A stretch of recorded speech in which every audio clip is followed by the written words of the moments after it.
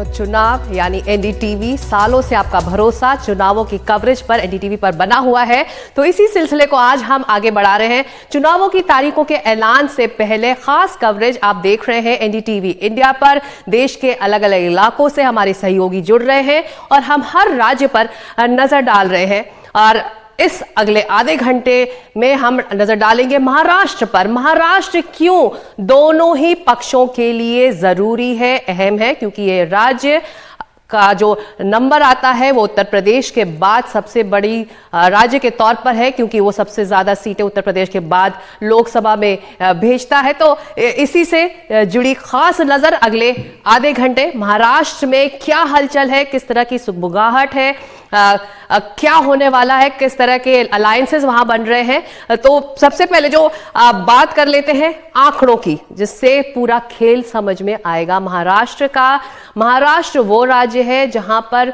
BJP और NDA का strike rate 2019 में 90% से बेहतर रहा है। और इस बार भी क्योंकि 400 पार का नारा है एनडीए के लिए, तो कोशिश यही रहेगी कि ये स्ट्राइक रेट बेहतर हो, इससे कम ना हो। तो जो आंकड़े आपके सामने हैं, बीजेपी को 2019 में 41 सीटें मिली थी, कांग्रेस के खाते में गई थी 6 सीटें और 1 सीट एमआईएम को मिली थी। यानी कि जो वोट शेयर था वो 50% के करीब था। 35% वोट शेयर कांग्रेस के खाते में गए थे, कांग्रेस और उसके सहयोगियों के। एमआईएम को 0.7% वोट शेयर मिला था। तो ये वो तस्वीर है जिसके जरिए हम अब समझ सकते हैं कि क्यों अहम है एनडीए के लिए ये राज्य। और एनडीए की कोशिश यही रहेगी कि जो स्ट्राइक रेट है 90% का या फिर उससे ज्यादा का जो स्ट्राइक रेट है 2019 का, उससे वो बेहतर इस बार करे, ताकि जो नारा है वो कामयाब हो। अब तो बिल्कुल सिक्ता ने पूरा समीकरण समझा दिया 2019 के चुनाव का। नतीजों के जरिए, आंकड़ों के जरिए बीजेपी प्लस यानी एनडीए को 50% से ज्यादा वोट, कांग्रेस प्लस यानी कि जो अपोजिट गठबंधन था उसको भी 35.1% वोट मिला।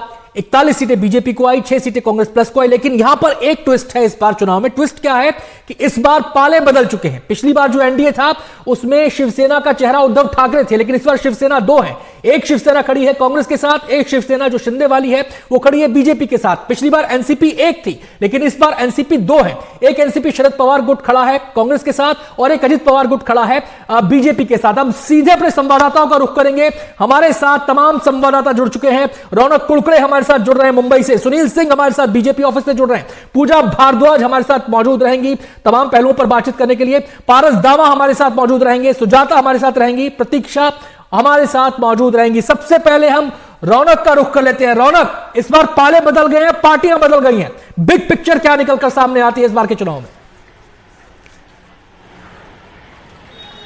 जी देखिए, निश्चित तौर पर आज जब चुनाव आयोग चुनाव तारीखों का ऐलान करेगा उसके बाद तो बिगुल बजेगा ही। लेकिन महाराष्ट्र की अगर बात की जाए तो महाराष्ट्र में सियासी सरगर्मियां पिछले कुछ दिनों से यहां पर जोरदार देखने को मिल रही थी। कल कांग्रेस के नेता राहुल गांधी मुंबई के ऐतिहासिक शिवाजी पार्क मैदान पे अपनी भारत जोड़ो न्याय यात्रा का समापन करने जा रहे हैं और उसको लेकर भी भव्य तैयारियां मुंबई में देखने को मिल रही है, जो कि महाराष्ट्र की राजधानी है। अगर एनडीए खेमे की बात की जाए तो एनडीए खेमा जो है पूरी तरीके से चुनाव को लेकर तैयार है। इसमें बीजेपी सबसे आगे दिखाई दे रही है, क्योंकि उन्होंने चुनाव की तारीखों का ऐलान के पहले ही अपने 20 उम्मीदवारों के नाम का ऐलान कर दिया है। जबकि कुछ सीटों पर अब भी मामला या पेच फंसा हुआ है, इसलिए एकनाथ शिंदे और अजित पवार कुछ सीटों पर दावा कर रहे हैं। वो जब तक नहीं सुलझता तब तक वे अपने उम्मीदवारों के नाम का ऐलान नहीं करेंगे। लेकिन ये बात साफ है कि प्रधानमंत्री फिर एक बार नरेंद्र मोदी को बनाना है। इसको लेकर तीनों नेताओं में, फिर वो एकनाथ शिंदे हो, अजित पवार हो या देवेंद्र फडणवीस, तीनों में सहमति बनी है। लिहाजा ये गठबंधन फुल प्रूफ लग रहा है। कुछ सीटें इधर उधर हो सकती है। अगर महाविकास आघाड़ी गठबंधन की बात की जाए तो इसमें अब भी पेच प्रकाश अंबेडकर को लेकर फंसा हुआ है। कल प्रकाश अंबेडकर की पार्टी ने यह कहते हुए महाविकास आघाड़ी का प्रस्ताव ठुकरा दिया, जिसमें उन्होंने 2 सीटें देने का प्रस्ताव जो है पहले दिया हुआ था। अब उनकी तरफ से, महाविकास आघाड़ी की तरफ से 4 सीटें ऑफर की गई है, लेकिन उस पर अब तक प्रकाश अंबेडकर ने कोई फैसला नहीं लिया है। अगर प्रकाश अंबेडकर महाविकास आघाड़ी में साथ नहीं जाते हैं तो वोटों का बिखराव, विपक्ष के वोटों का बिखराव होगा। और हो सकता है कि 2019 में जिस तरह की स्थिति महाराष्ट्र में देखने को मिली थी, एनडीए को जबरदस्त यहां पर फायदा मिला था, इसी तरह की स्थिति फिर एक बार देखने को मिल सकती है। तो प्रकाश अंबेडकर एक बड़ी कड़ी चुनाव में साबित हो सकते हैं। जी, सुनील सिंह इस वक्त मुंबई में बीजेपी ऑफिस पर मौजूद है। सुनील के पास चलते हैं। सुनील, जो शुरुआत में मैंने बात कही थी कि ये महाराष्ट्र में स्ट्राइक रेट जो था एनडीए का बेहतरीन था, लेकिन जैसा कि आनंद कह रहे हैं कि अब दल बट चुके हैं, सहयोगी बिछड़ चुके हैं, बंटवारा हो चुका है उन सहयोगियों में दोनों ही तरफ। तो ऐसे में बीजेपी के लिए मुश्किलें इस फूल प्रूफ स्टेट में भी कोशिशें बहुत ज़्यादा करनी होंगी, जो करंट पॉलिटिकल सिनेरियो उसे देखते हुए। बिल्कुल सीखता। देखिए, महाराष्ट्र की राजनीतिक लड़ाई बहुत दिलचस्प मोड़ पे है। कौन कहाँ है ये अभी भी कहीं न कहीं किसी नेताओं को लेकर मामला फंसा हुआ है। और बीजेपी का जो दावा है कि अभी भी बहुत से कांग्रेस के ऐसे बड़े नेता हैं जो कि चूँकि राहुल गांधी इस समय मुंबई में हैं, तो जैसे वो पहुंचेंगे मुंबई में 17 मार्च से, तब तक और भी लोग आ सकते हैं, यानी कुछ विधायक या कुछ नेता और भी हैं। और हाल ही में हमने देखा कि अशोक चौहान को बीजेपी ने अपने पाले में शामिल करा लिया। तो ये जो है कि बहुत ही दिलचस्प लड़ाई है, लेकिन बीजेपी बहुत ही कॉन्फिडेंट है यहाँ पर। और जो उन्होंने लक्ष्य रखा है 45 पार, तो वो पार करने के लिए कहीं ना कहीं कोशिश उनकी लगी हुई है।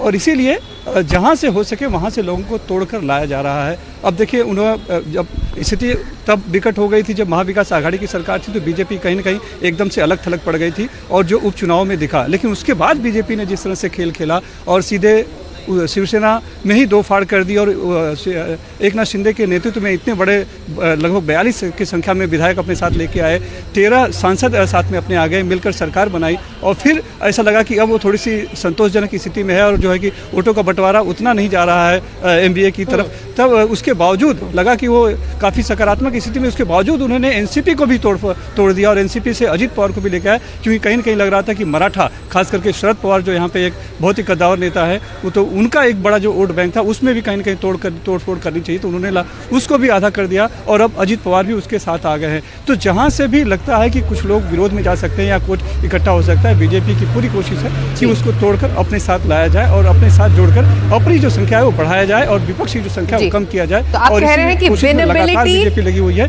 और भी कुछ बड़े जी, जो सुनील आप बात कह रहे हैं, विनेबिलिटी वो फैक्टर है जिसको बीजेपी देख रही है और यही कोशिश है। जैसे कि महाराष्ट्र में आप कह रहे हैं नारा लग रहा है अब की बार 45 पार, तो इस चैलेंज के लिए बीजेपी इस वक्त तैयार दिख रही है। हालांकि देखना यह भी होगा कि किस तरह से भारत जोड़ो न्याय यात्रा जो आज महाराष्ट्र पहुंच रही है उसका असर इन चुनावों में कितना होता है। आनंद जी बिल्कुल, और महाराष्ट्र की जब बात होती है तो मुंबई की बात जरूर करनी चाहिए। मुंबई में 6 सीटें हैं जहां पर हमारे दोनों संवाददाता खड़े थे और इन 6 सीटों पर स्ट्राइक रेट पिछली बार के एनडीए का 100% रहा था, यानी कि 6 की 6 सीटें एनडीए के पाले में गई। हमारे साथ 2 सहयोगी बने हुए हैं, पारस दामा थाने से, सुजाता द्विवेदी मुंबई से।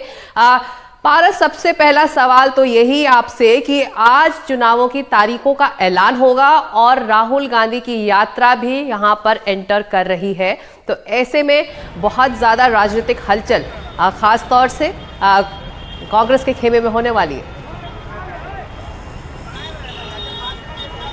जी बिल्कुल, आपने सही कहा। महाराष्ट्र हो या फिर आज भारत पूरा देश हो, बहुत महत्वपूर्ण दिन है क्योंकि एक तरफ चुनाव आयोग आज 3 बजे प्रेस कॉन्फ्रेंस करेगा और ये बताएगा कि कब इलेक्शन होने हैं, जो तारीख है उसका ऐलान किया जाएगा। वहीं राहुल गांधी की भारत जोड़ो यात्रा जो कि मणिपुर से चढ़ी थी वो अब मुंबई में आकर समापन होने वाला है। मुंबई का थाना इलाका जहाँ पर हम खड़े हैं वहाँ पर राहुल गांधी की यात्रा जो है वो एंटर कर चुकी है। ये यात्रा इसके लिए भी महत्वपूर्ण है क्योंकि लगातार ये बात सामने आ रही है कि इंडिया अलायंस जो है वो सीट शेयरिंग को लेकर में लगातार मतभेद हो रहा है। महाराष्ट्र में भी कुछ ऐसा ही हाल है। एमवीए जो है वो लगातार कोशिश कर रही है कि किसी तरीके से सीट शेयरिंग पर जो है वो सहमति बन जाए, बट जो पेच है वो लगातार आगे बढ़ता जा रहा है, पेच सुलझने का नाम नहीं ले रहा है और यही बात जो है वो एमवीए हो या इंडिया अलायंस हो उनको सता रही है। वहीं दूसरी तरफ एनडीए हम देखें तो एनडीए में जो भी मतभाव थे, जो भी मतभेद थे, वो सारी चीज़ें अब सुलझ चुकी हैं। देवेंद्र फडणवीस लगातार ये कह रहे हैं कि इस साल हम जो है 80% सीटों के साथ जीतेंगे और आगे बढ़ेंगे। वहीं लगातार एमवी है, महाविकास आघाड़ी जो है वो लगातार बैठकें कर रही है और लगातार ये कोशिश कर रही है कि किसी तरीके से जो पेच है उसको सुलझाया जाए। एक तरफ प्रकाश आंबेडकर हैं जो कि सबसे मुख्य कड़ी होने वाले हैं, उनको पहले 2 सीट ऑफर की गई थी मगर अब 4 सीट आते हैं। पारस आते हैं, पारस मौजूद है थाने में जहां पर तमाम तरह की हलचल राहुल की यात्रा को लेकर भी दिखाई दे रही है। सुजाता का रुख करेंगे जो इस समय शिवसेना भवन में है, उद्धव गुट पर हम बातचीत करेंगे सुजाता से। सुजाता, शिवसेना उद्धव गुट के सामने दोहरी चुनौती है। एक तो अपनी परफॉर्मेंस को लोकसभा चुनाव में दोहराना पिछली बार की तरह, दूसरा ये भी चुनौती है उनके सामने कि असली शिवसेना कौन सी है, जनता का सेंटिमेंट किसके साथ जुड़ा हुआ है। बिल्कुल अनंत, और देखिए अगर बात करें हम इस समय महाराष्ट्र में और खासतौर पर सीट शेयरिंग को लेकर, तो उद्धव ठाकरे और साथ ही उनके और महाविकास आघाड़ी के बीच जो है लगातार मतभेद नजर आ रहा है। और ऐसे में दो बड़े इस समय कहा जाए दो बड़े कठिन जो चैलेंजेस है वो उद्धव ठाकरे के सामने ये समझने के लिए कि एक पहला तो अपने तमाम पार्टी के कार्यकर्ताओं के बीच ये स्पष्ट करना कि असली शिवसेना वो है, क्योंकि लगातार उद्धव ठाकरे अपनी हर सभा में, चाहे दशहरा रैली की बात कर ले, तमाम जो ऐसी उनकी सभाएं होती हैं वहां पर ये बताते आए हैं कि जो ग्राउंड लेवल के वर्कर्स हैं वो हमेशा से उनके साथ रहे हैं और रहेंगे भी। और अब जाकर जो है इसकी पूरे जो पावर शो होने वाला है वो उद्धव ठाकरे के लिए खासतौर पर बहुत जरूरी होगा, जिसके चलते 20 सीट से कम पर उद्धव ठाकरे इस समय महाविकास आघाड़ी में नहीं मान रहे हैं। और इसी के साथ इस समय हम मौजूद हैं शिवसेना भवन के पास जो दादर इलाके में स्थित है। और ऐसे में राहुल शिवाले जो पहले उद्धव बाला साहब ठाकरे की शिवसेना में थे और अब वो एकनाथ शिंदे का दामन थाम चुके हैं, वहीं दूसरी तरफ अनिल देसाई जो उद्धव ठाकरे के लॉयलिस्ट माने जाते हैं, इन दोनों के बीच जो है कड़ी टक्कर होगी, क्योंकि इन दोनों के संभावित नाम बताए जा रहे हैं इस दादर के और साथ ही साउथ सीट के इस इलाके से जो है चुनाव लड़ने को लेकर। और ऐसे में कौन यहां से अपनी बाजी मारता है और कौन सीट पर अपना दावा बोलता है, बहुत शुक्रिया सुजाता, बहुत बहुत शुक्रिया आपका ये तमाम समीकरण और इस मूड को बताने के लिए। तमाम दोनों ही जो खेमे हैं वहां पर हलचल काफी है और सांसें थाम कर लोग इंतजार कर रहे हैं चुनाव की घोषणा का, तारीखों के ऐलान का। उसके बाद और सरगर्मी यहां पर देखने को मिलेगी।